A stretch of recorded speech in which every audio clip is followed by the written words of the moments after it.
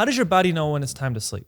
I'll give you a hint. It has more to do than just whether it's light or dark outside. There are two main things that determine whether you are going to be awake or asleep.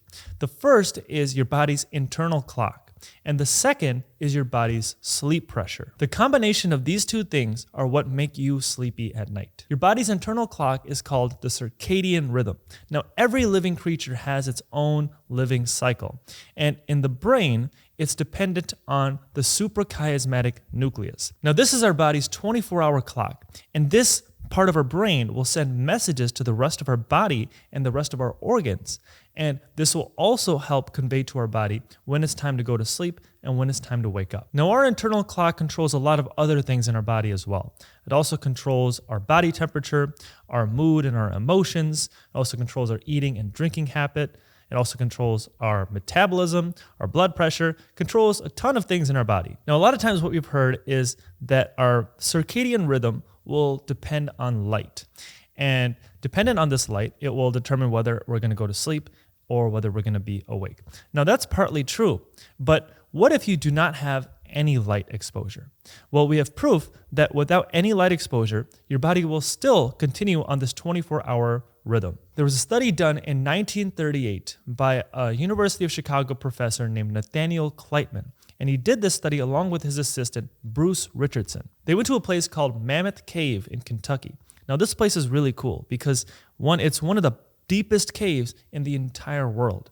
And at the deepest portion of this cave, no detectable light can reach it. So what their goal in this study was, they wanted to go in for 6 weeks, and they went with these hospital beds, and they went with enough food and water to last that amount of time.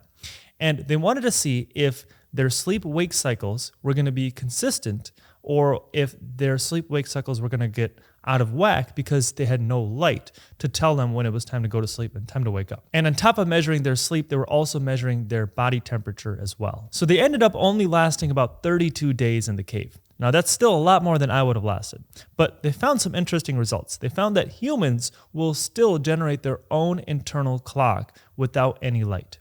So they found that they will consistently sleep for 9 hours a night and be awake for 15 hours in a day. So this study proved that your body will still have its own cycles regardless of any light exposure. But everything will change in the presence of light.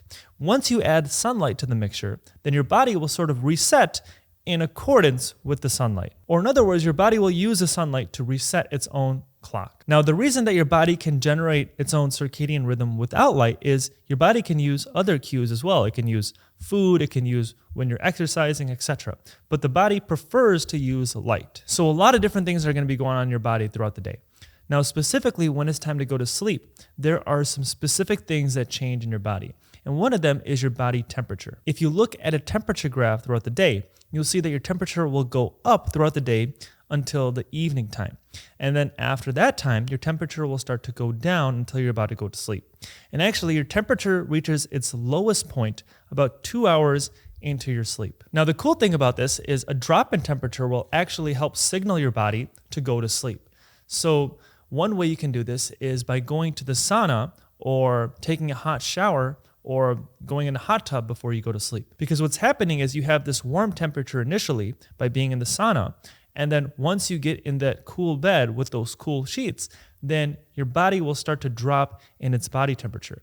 And that drop in body temperature will help signal the body that it's time to go to sleep. Now, ideally, your bedroom should be cool as well. So you want to make sure your bedroom is cool and also your bed or your mattress is cool. And they actually have mattresses that will stay cool. Now, your body temperature is just one of the many different rhythms that go on in your body.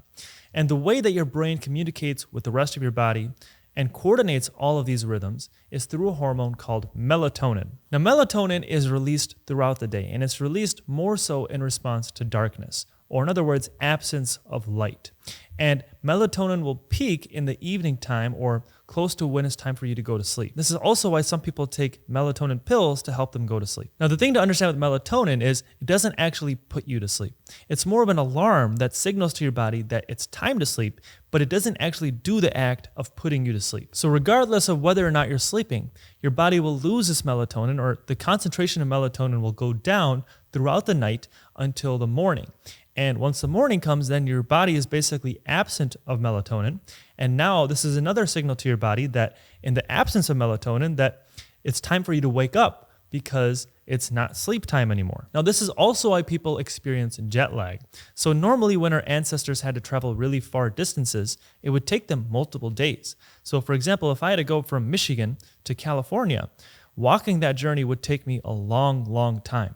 And that time difference of 3 hours, I wouldn't even notice it because the amount of days that it took to get there, it would make up for that difference. Basically, my body would adjust to the time zone because of how slow I'm going. But now we have airplanes, which one, I'm really thankful for, but we can get to our areas really fast now. So now, instead of a journey taking us multiple days, now we can travel across the world in just one day. But this will really throw off our circadian rhythm. And this is why it's called jet lag, because you're traveling in a jet. So now what happens is when you travel halfway across the world, your body still thinks it's in the original time zone, even though you just jumped to a completely different time zone. So for example, my parents are from a state in India called Punjab. Now, anytime we had to travel to India, this would take almost a whole day of traveling. But India is almost a 10-hour time difference from where we are. So that means that once we get there, we are, one, really tired from the whole journey to get there, but also we feel jet lagged because when it's daytime there, our body still thinks that it's nighttime here. Or the opposite happens. If it's nighttime there, then we're going to be wide awake because our body thinks it's daytime over here. Now, you might think that our body will adjust to this light exposure and see that now that it's dark outside, that our body should just adapt and reset. Well, that will happen, but it happens a lot slower than you'll think. So our body can only adjust about 1 hour a day. So in other words, the internal clock in our brain can only adjust 1 hour a day. So if we travel somewhere that has an 8-hour time difference, our brain will take 8 days to adjust to that 8-hour time difference. Now, unfortunately, a lot of times what happens is by the time that our brain adjusts to that time difference, we have to come back. Because when we went to India, we'd only go for like 2 weeks. And it would take a day to get there and a day to come back. So the whole 10 days that we really have in India, once our brain is finally adjusted to the India time zone, now it's time to come all the way back.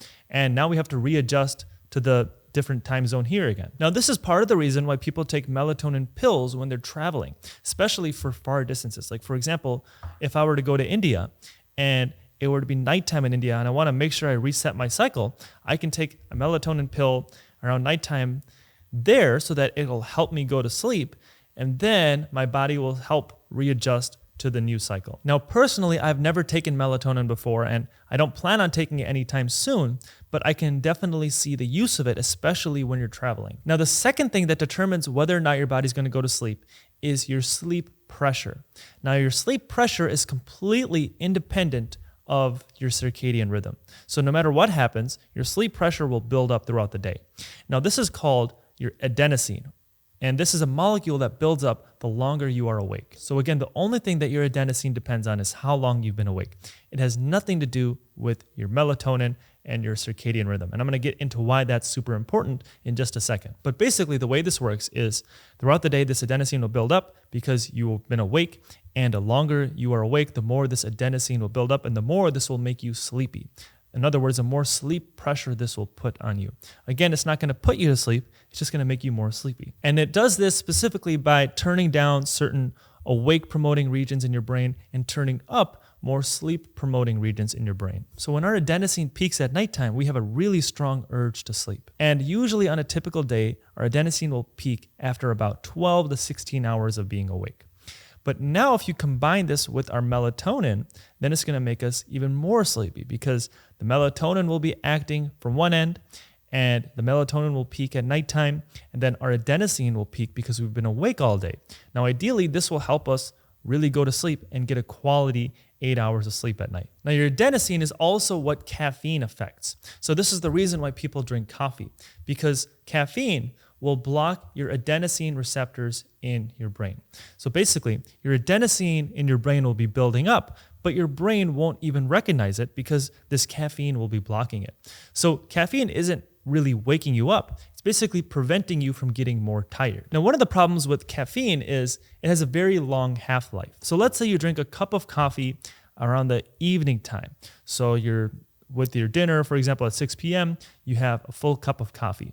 Well, your coffee or caffeine specifically has a half-life of about 6 hours. So that means 6 hours after you had your dinner, that half of this caffeine is going to be in your system. So now when you're trying to sleep at midnight, you still have half of that caffeine in your system, and your adenosine or your sleep pressure in your body is still being blocked. You might think that that's a very little amount of caffeine that's still left in your body, but even a little amount of caffeine in your body can really throw off your sleep. And not just throw off your sleep, also really affect your sleep quality. So not only is it going to make it harder for you to fall asleep because you don't have as much sleep pressure. Even if you do fall asleep, you're not getting as much of your deep sleep, and you're not going to be as well rested in the morning. And there's even studies showing that you're going to be more reliant on the coffee the next day. Now, your ability to get rid of caffeine also depends on your age. So as you get more older, you're going to be more sensitive to caffeine because it's going to be harder for your body to get rid of this caffeine. Now, very few people actually do not have to worry about coffee because some people, they have these bodies that are very efficient in removing caffeine from their system. So they don't have that very high half-life that most people do. Instead, they can drink a cup of coffee at nighttime and then go to sleep shortly after and not have any problem. But if you think that you're lucky enough to have this, just know that it's very, very rare, and you'd have to take a genetic test to see if you have that gene that helps break down coffee a lot faster. Now, the other problem with coffee or caffeine is the caffeine crash that you get. So the reason that you get that caffeine crash is because when you have this caffeine in your system, again, you're blocking those adenosine receptors. So meaning that adenosine is not reaching your brain, and your brain is not reacting to that adenosine molecule that's building up. But it doesn't stop the adenosine molecule from building up. So more and more of that adenosine is building up in your brain. So eventually, once that caffeine leaves those adenosine receptors, you get flooded with all these adenosine molecules that affect your adenosine receptors. So basically, you get flooded with all this sleep pressure at once. So you go from not feeling sleepy to feeling super sleepy all at once. That's why you get that caffeine crash. So what do people do in this scenario? They either drink more caffeine or they just deal with that sleepiness. If you drink more caffeine, then it's probably going to be a bad idea because we've seen that it can really disrupt your sleep. So it'd be probably better to just deal with it and get good quality sleep in the first place and not have to rely on as much caffeine. So this is exactly how our sleep works, and this is exactly what helps drive us to go to sleep. On one end, we have our melatonin, or again, our body's internal clock. And once it senses more and more darkness, it'll build up throughout the day and peak at nighttime. And then on the other end, we have our adenosine, which is the sleep pressure completely independent of our melatonin.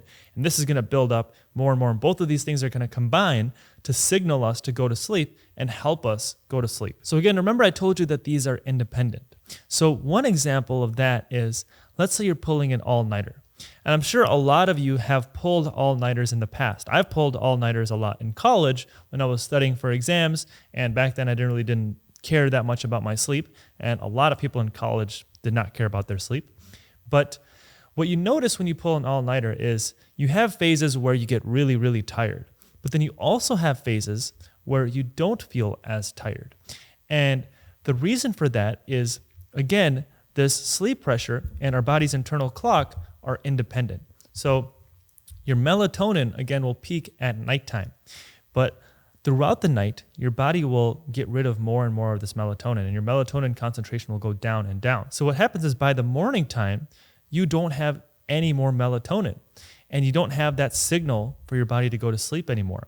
And also the sun is rising. But you still have all that sleep pressure. So even though that you have this melatonin and adenosine building up at nighttime, and your sleepiness is going to be peak around that time, if you keep waiting and push through that, then you're going to get a second wind. And this is what happens when people pull all-nighters, where they feel like, oh, wow, I feel great, even though I didn't sleep last night. But the problem is that your adenosine or your sleep pressure will keep building up more and more throughout the day. And this is really not sustainable for a long period of time. I'm sure whoever of you have tried to stay up as long as possible, you can see that this is not sustainable. And I don't recommend any of you guys trying this. So what happens is, over time, you're going to get this sleep debt. Because again, your adenosine doesn't stop building up. It only depends on one thing, how long you've been awake. And if you've been awake all night long, your adenosine is going to keep building up more and more throughout the day and throughout the night. So that if you manage to make it to the next night where you're going to go to sleep, you're going to have an abundance of this sleep pressure. And This is when people sleep longer than what they normally would. Because naturally, when you have more sleep pressure, you have to sleep more to sleep it off. It's kind of like a loan. A loan never goes away. And if you don't pay it off, then it's going to accrue interest, and then you have to pay more of it off. It never really goes away. You have to pay it off eventually. It's the same thing with your sleep. But the difference with your sleep is you can never really sleep off the loss of sleep that you got. So for example, a recovery night for most people is like 10 to 12 hours of sleeping, compared to the typical 8 hours of sleep what we're supposed to get. But if you're awake for 24 hours straight, then you're still missing out on 4 to 6 hours of sleep extra that you would normally get. Protein is the biggest nutrient that people lack when they get older. And any time in medicine, any type of intervention or any drug that people are administrating, we always have to look at the benefits and the risks. And we have to see if the benefits of something will outweigh the risks. And this is where something like intermittent fasting, where I think that